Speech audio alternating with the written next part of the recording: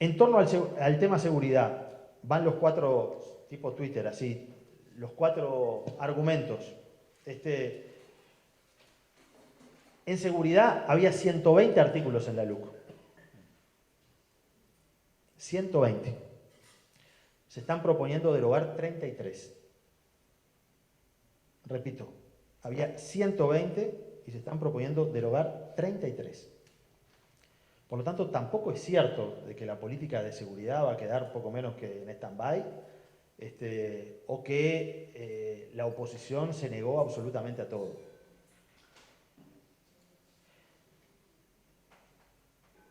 Y aquí me parece que la clave está en salir de el brete que ellos decidieron instalar en la discusión de seguridad, así como decidieron ese brete general de lo negativo, etcétera, etcétera, que dije, en el campo de la seguridad también tomaron una decisión estratégica que es el no defiende a los trabajadores y a los laburantes y el sí defiende a los delincuentes. Sencillo para que la gente lo entienda.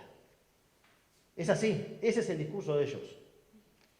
Y esa es la oposición que hacen. ¿Sí? Permanentemente dualizan en base a esto y generan la incertidumbre, y acá voy a ir más al detalle. Esta estrategia de instalar la incertidumbre la tienen en todas las áreas. En seguridad, porque no tengo muchos minutos, ya me voy pasando, pero en seguridad ellos la han instalado planteando, si se deroga la LUC, van a liberar 500 presos. Ahora están diciendo 1273. Si se deroga la LUC, los violadores van a salir antes de la cárcel. Si se deroga la LUC, la policía no va a poder pedir más documentos. Si se deroga la LUC, la policía va a quedar sin respaldo y no va a saber qué hacer. Si se deroga la LUC, cualquiera le va a poder pegar a un policía y no va a pasar nada. Es decir, que si se deroga la LUC, es casi como que, digamos, se instala una situación de anarquía absoluta. Pero esa es la lógica. Y sobre estas ideas que han plantado, y que no da el tiempo hoy, pero ellos fueron muy consistentes en esto. Después de esa reunión, que yo conté en Suárez, salió primero Delgado, después el ministro del Interior, y después algunos senadores, instalando cada una de estas ideas, que después las midieron en la opinión pública, y hoy hay mucha gente que cree que si se deroga la LUC van a liberar presos, hay gente que cree que si se deroga la LUC los violadores van a salir antes, etcétera, etcétera, etcétera. No se va a poder pedir documentos. Esa es una idea que está instalada. Y ese es el concepto de incertidumbre. La incertidumbre en el campo de la seguridad está ubicada ahí. Entonces, creo que el movimiento que nosotros tenemos que hacer en seguridad, más estratégico, es romper ese lugar preasignado de que nosotros defendemos a los delincuentes.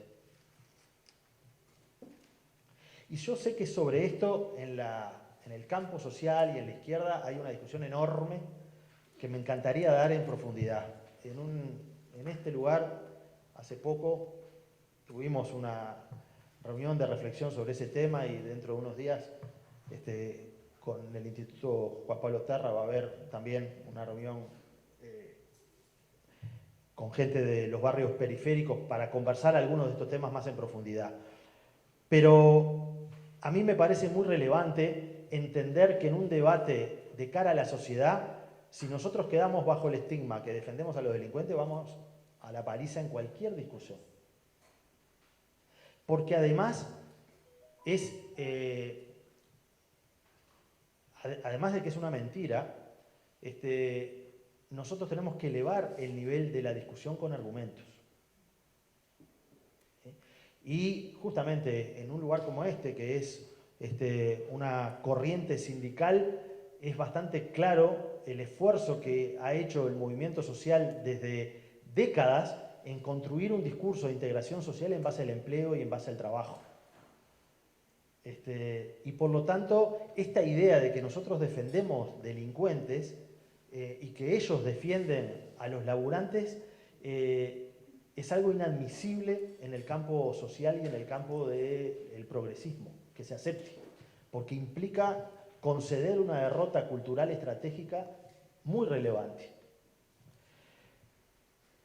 Por eso yo creo que en el campo de la seguridad nosotros tenemos que dar un debate global y plantear de que estos 33 artículos que nosotros queremos derogar, los queremos derogar porque nosotros defendemos un modelo de seguridad público y estatal.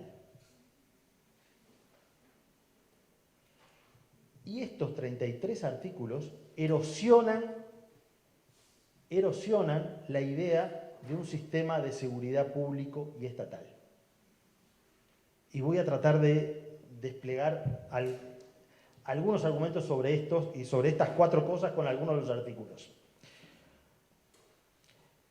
Si yo lo tuviera que formular, diría, nosotros queremos una policía pública y estatal con funcionarios jóvenes, entrenados para combatir el delito. Y la LUC plantea un modelo que no profesionaliza a la policía, ni tampoco apuesta a los jóvenes. Y esto se llama artículos 64 y 65 que queremos derogar. El artículo 64 que se quiere derogar plantea la posibilidad de que todos los retirados policiales tengan acceso al porte de arma automática simplemente por ser retirados policiales. Y el ser retirado policial implica que en algún momento uno participó o ingresó a la policía, pero puedo tener 45 años, ingresé a la policía a los 18, salí a los 30 y hace 15 años que no soy policía y ni trabajo, pero soy retirado. Entonces, primero le doy el porte de arma automático. ¿Para qué? ¿Para qué? Para algo que lo voy a leer porque yo no soy abogado, pero me parece que es para darle el derecho a reprimir delitos flagrantes por personal policial en situación de retiro. Y dice, el personal policial en situación de retiro podrá, ante la ocurrencia de casos de flagrancia de un hecho delictivo, tomar las medidas más urgentes y necesarias para impedir el delito con las mismas facultades legales que el personal en actividad, dando cuenta después a la autoridad policial. Las consecuencias de esa intervención deben ser consideradas a todos los efectos actos directos de servicio. Entonces, volviendo al punto, nosotros queremos una policía pública y estatal. Ese es nuestro modelo de seguridad. Y tenemos que discutir la LUC en base a qué modelo de seguridad queremos nosotros. Que sea pública y estatal. Y la LUC plantea un modelo que erosiona lo público y lo estatal. Porque es mucho peor que el servicio 222, que ya erosionaba el modelo público. ¿Por qué? Porque el servicio 222 habilitaba, y ahora volvieron a ampliar la posibilidad del servicio 222, a que gente que tuviera dinero pagara horas de patrullaje para su beneficio. Un comerciante, un centro comercial, etc. En vez de tener un pago público o un sistema de patrullaje público estatal, vos, si pagás, tenías horas.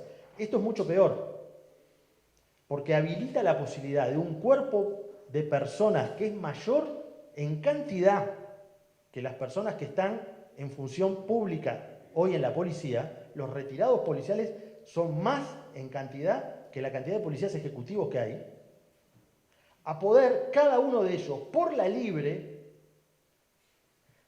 hacer acciones de carácter policial cuando entiendan que hay un delito flagrante.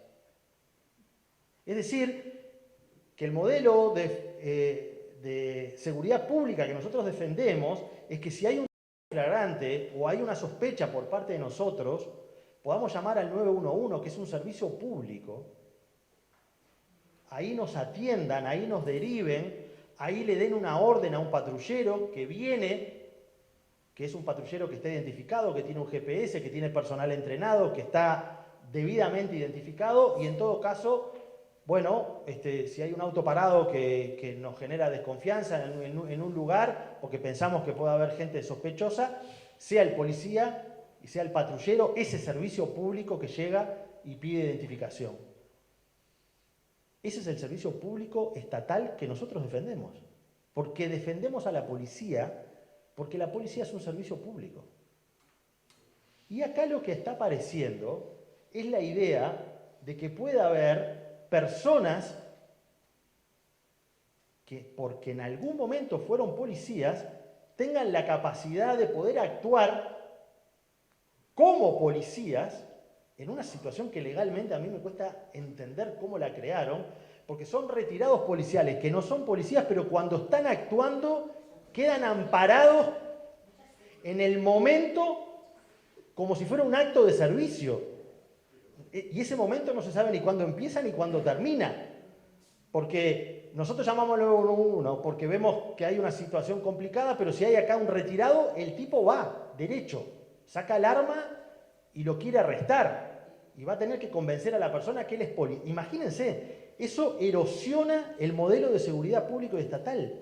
Porque lo que genera eso es que ya uno no sabe quién es la policía y quién es la autoridad. Entonces, lo que va a suceder es que va a haber delincuentes que se van a amparar en ese modelo. Entonces, nosotros tenemos que defender la derogación de esto por la defensa institucional del Estado. Y por eso que no podemos aceptar que digan que defendemos a los delincuentes. Nosotros defendemos a la policía como servicio público. En segundo lugar, y me fui al carajo con el tiempo, pero...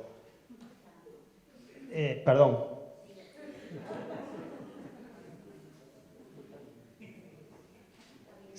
Segundo, me dijeron 3, pero yo voy a hacer 4, esto va a ser rapidito.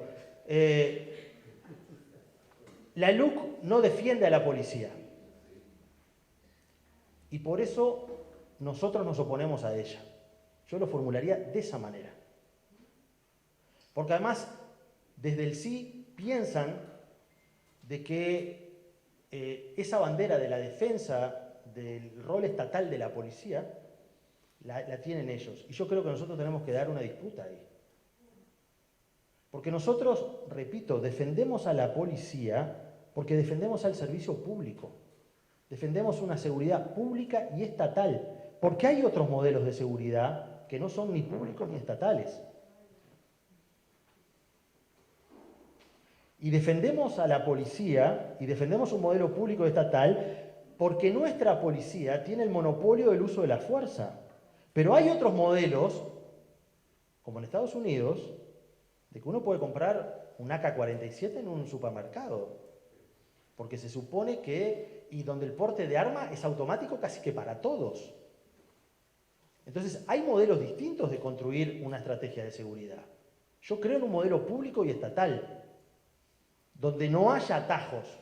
El 222 era un atajo, pero esto otro es mucho más atajo.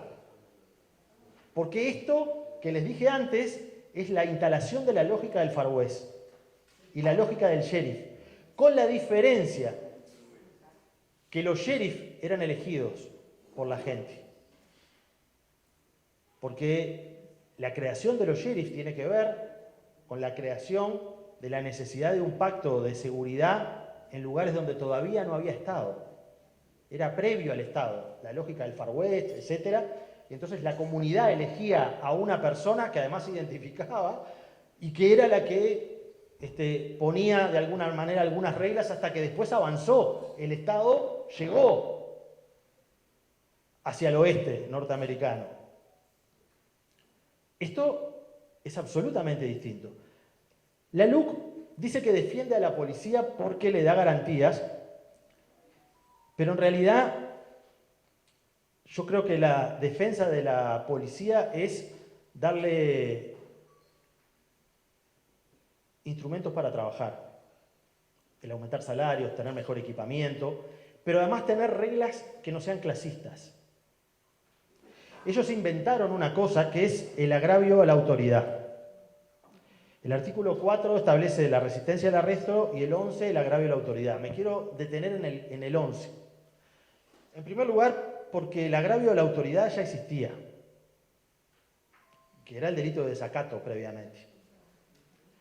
Pero acá le dan una formulación para la tribuna al principio, diciéndole, le estamos haciendo un artículo solo para ustedes, policías, pero resulta que ese artículo introduce, y yo creo que este es un elemento por el cual muchos policías firmaron, muchos policías firmaron, y me parece que es un elemento muy fuerte para discutir incluso con el sindicato y para discutir de cara a la población con la policía, de que aquí se define el agravio a la autoridad de acuerdo al grado que el policía tenga.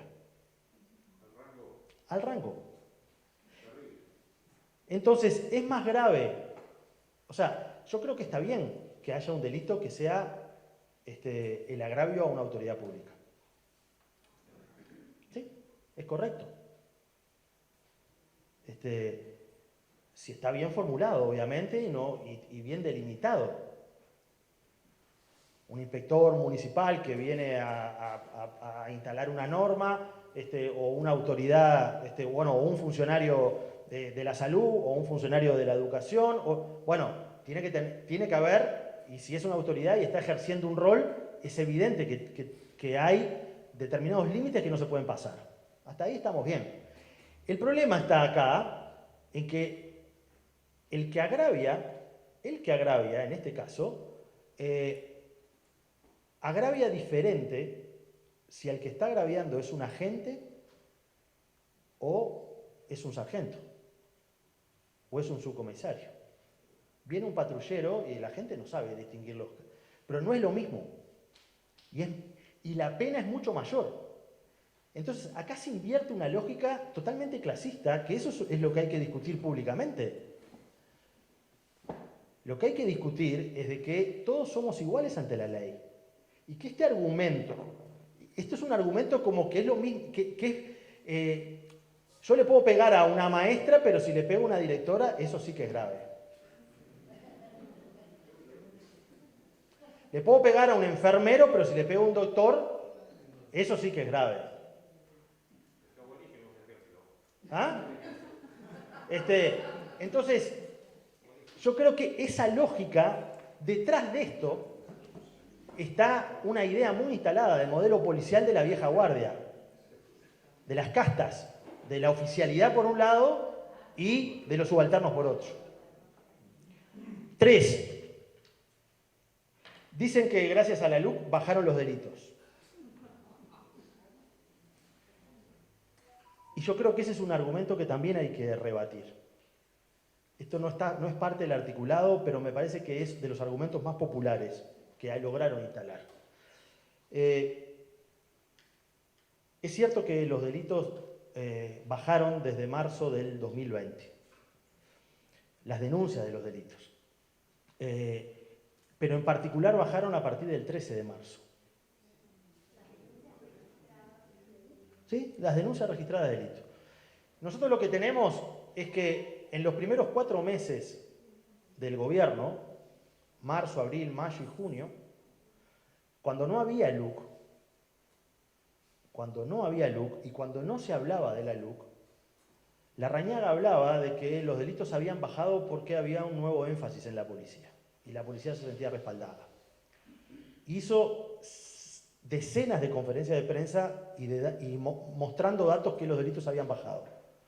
Sin embargo, habían bajado las rapiñas, las denuncias de las rapiñas, un 16%, y de los hurtos un 19%. Terminó el año, cuando pensamos que la pandemia no nos había llegado a nosotros, y en realidad, cuando empezó a subir la movilidad por allá por agosto, los delitos empezaron a aumentar, y de esos primeros 4 meses sin LUC, que habíamos tenido un 16% de baja, terminamos en un promedio de 6 en el año.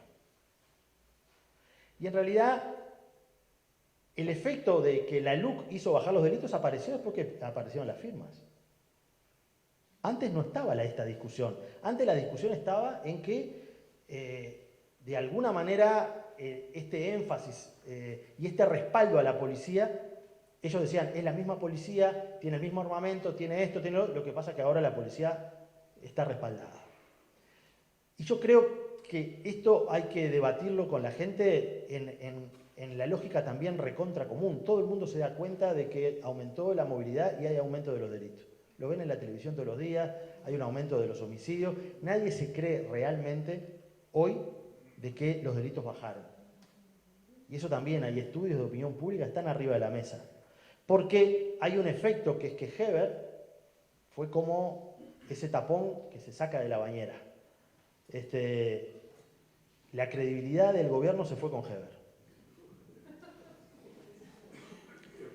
Larrañaga la sostenía, pero la credibilidad de la política de seguridad, hoy es el ministro peor evaluado. Por lo tanto, no hay que tener miedo en discutir eso, porque esa legitimidad que estuvo durante el primer año ya no está hoy. Y lo último, para terminar, es este argumento, bueno, acá tenía, hay un argumento que es un argumento institucional, y que es que el gobierno está haciendo política con la policía. ¿Sí? Dicho así. Y creo que nosotros tenemos que pararnos desde un discurso de que no aceptamos que se haga política con la policía y que se la quiera usar políticamente. Este es un argumento de muchísimo peso en la interna de la policía, en lo que se denomina la familia policial, y en sectores de opinión que tienen una alta valoración sobre la policía. Y nosotros estamos dando una discusión con toda la población, entonces tenemos que segmentar nuestros argumentos. Esta idea de que el gobierno usa la policía políticamente con la LUC me parece que es relevante porque es bastante claro de que este conjunto de artículos lo que hace es, en primer lugar, erosionar esa capacidad pública y estatal de la policía. Erosiona. Y en segundo lugar, rompe el equilibrio, que eso, acá hay un abogado que puede hablar mejor que yo de eso, pero rompe el equilibrio por el cual vos le das a la policía el monopolio del uso de la fuerza, pero a su vez le pones un contralor de una cantidad de situaciones en la Fiscalía. Y entonces ese equilibrio, nosotros como pacto de comunidad le damos a la policía ese monopolio, pero como algo correlativo, teníamos que la policía te detenía pero no te interrogaba, que la policía tenía hasta 2 horas para poder informar que estabas detenido, que la policía no puede ser juez y parte en determinado tipo de procesos, sobre todo cuando te acusa del agravio, porque bueno, en el agravio, además de este concepto de que de acuerdo al grado que tengas, importa si te agravió o no, el único que puede el único que puede reconocer que no existió agravio es la persona que denuncia.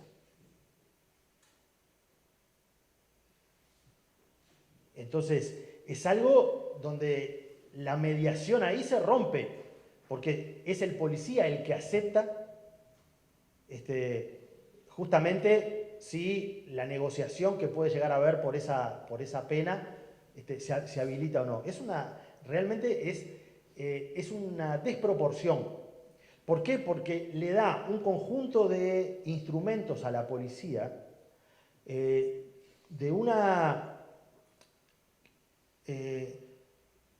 uso potencial o excesivo de la fuerza sin ningún tipo de control, y que eso es lo que hoy se empieza a ver en las calles. Entonces, nuestro discurso, y con esto redondeo, creo que tiene que ser inteligente en no ser un discurso antisistema. Porque en general, en algunos sectores de la población, cuando se habla del tema de la seguridad, hay una tentación muy fácil a este discurso. No, lo que pasa es que la policía son todos iguales, les encanta reprimir, etcétera, etcétera, etcétera. Yo creo que nosotros tenemos que tener un discurso mucho más centrado en la construcción de un modelo de seguridad pública, donde evidentemente, así como en un sistema de educación pública o de salud pública puede haber malos funcionarios, también los puede haber en la seguridad. Y en eso hay que ser muy estricto, con la diferencia que el monopolio del uso de la fuerza, dado a una institución profesional, tiene que tener por parte del Estado un conjunto de reglamentaciones muy estrictas para que no haya desbordes.